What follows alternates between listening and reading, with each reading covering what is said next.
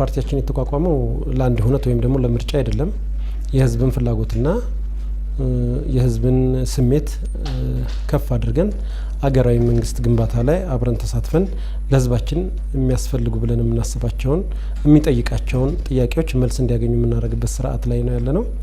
ይህም ከመንግስት ጋር እንግዲህ ያለውን ሂደት ጎን ለጎን አብረን በመሄድ ቀጣይ ሂደቶችን ሰላማዊ ዲሞክራሲያዊ በሆነ መንገድ ከህዝባችን ጎን ቆመን እንሰራለን። ይህንንም ስንል ለምሳሌ የሀገራዊ ምክክር ኮሚሽን ያስቀመጣቸው የመረጣቸው አጀንዳዎች አሉ። እዛም ላይ ተሳትፎ እያደረግን እየሰራን ነው ያለው።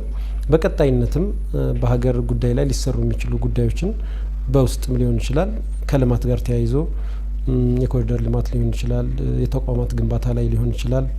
ቀጣይ ያሉ ሀገራችን ሊያሻግሩ የሚችሉ ፕሮጀክቶችና ስራዎች ላይ በሰፊው በቋሚነት እንሰራለን ብለን እናስባለን።